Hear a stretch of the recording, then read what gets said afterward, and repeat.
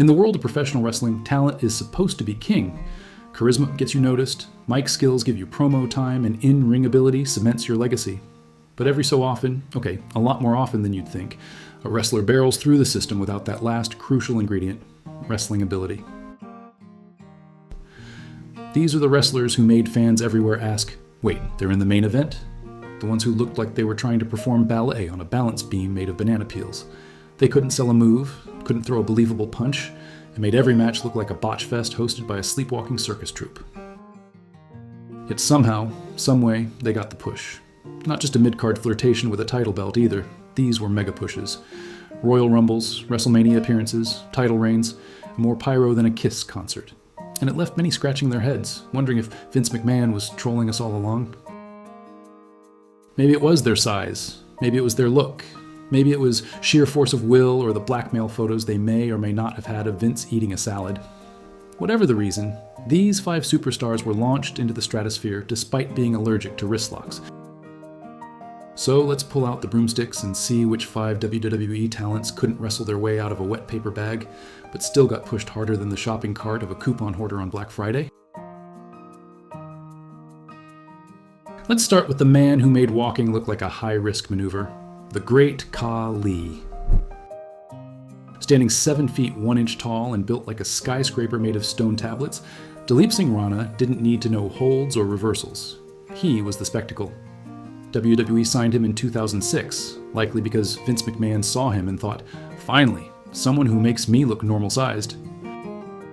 From the minute Khali debuted by interfering in a match between The Undertaker and Mark Henry, you could tell this guy was going to be a thing. Not necessarily a good thing, but a thing nonetheless. His offense consisted of overhand chops, tree trunk arms, flailing in slow motion, and a terrifying finishing move that was literally just him squeezing someone's head like a watermelon at a picnic. His matches were slow, plodding, and always seemed like he was one stutter step away from collapsing into a heap. Selling? Forget it. Psychology? More like Psycho forever letting him main event. And yet, in 2007, WWE pulled the trigger. Khali became World Heavyweight Champion. Let that sink in. The man who looked like he was trying to wrestle while wearing ankle weights won a world title in a company that had Shawn Michaels and Triple H on the roster. The Great Khali's matches were so bad they actually became cult classics. His feud with Batista was like watching 2 refrigerators collide. His Punjabi prison match? It was like being trapped in a match in a Home Depot. But still, Khali chugged along, grunting and chopping his way through pay-per-views. Eventually, WWE leaned into the comedy of it all, turning him into a Punjabi playboy and dance machine. That's when we realized something. Khali wasn't just bad at wrestling, he was entertaining because of it. But push-wise? This man had a rocket strapped to his back from day one, and he rode it all the way to the top of the WWE mountain, albeit very, very slowly. If you thought Khali moved slow, allow us to introduce Jorge Gonzalez, a man who made molasses look like Usain Bolt. Known in WWE as Giant Gonzalez, he stood 8 feet tall, 7'7", but WWE never let facts get in the way of a good marketing slogan. Debuting in 1993, Gonzalez was Vince McMahon's fever dream brought to life. A legit giant who looked like he was created in a mad scientist's lab, and maybe escaped before they gave him wrestling lessons. His gear? A full-body airbrushed muscle suit with fuzzy tufts of fur, like Bigfoot decided to cosplay as a superhero. The whole package screamed, "Look at this freak," which, of course, was the point. In-ring, however, Gonzalez had the mobility of a parked cement truck. He could barely walk without looking like his knees were whispering, "Please, no," and his strikes looked like he was swatting flies in a slow-motion dream. And still, WWE gave him The Undertaker at WrestleMania 9. Yes, the streak that would eventually define Mania history included a match against this lumbering Sasquatch. It's remembered mostly for its ending, Gonzalez losing via disqualification for using chloroform. Because when you can't work a match, just go straight to chemical warfare, I guess. Gonzalez was booked as an unstoppable monster, and he got a monstrous push to match. He wasn't around long, thankfully, but the fact he got prime real estate on the WrestleMania card shows just how much WWE was willing to overlook. Well, everything. Watching his matches felt like watching a giraffe try to do synchronized swimming. Painful, slow, and fascinating in a train wreck kind of way. And yet, Gonzalez is etched into WWE history, not because he was good, but because he was huge. And for Vince, that's often enough. Ah yes, Eva Marie, the poster child for WWE's Looks First training optional era. If wrestling ability were fuel, Eva Marie couldn't power a Segway across a living room.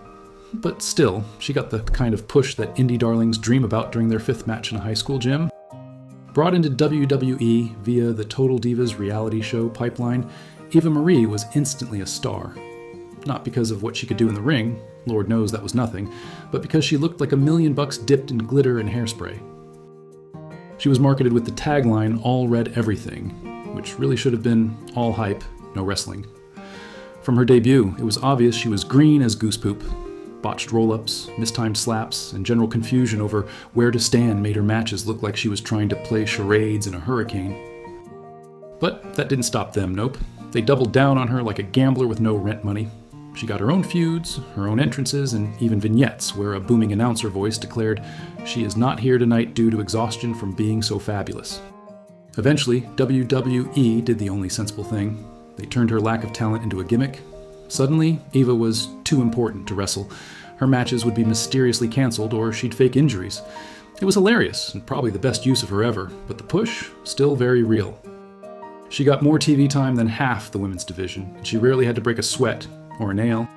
To her credit, she did go back to train. She even improved slightly, but by then the damage was done. She'd become a punchline, the human embodiment of style over substance.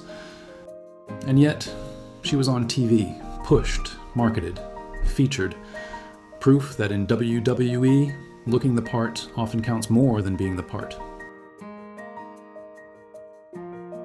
Okay, now we're gonna ruffle a few feathers, because the Ultimate Warrior is iconic. But let's be honest, he wrestled like a drunk cartoon character having a sugar rush meltdown.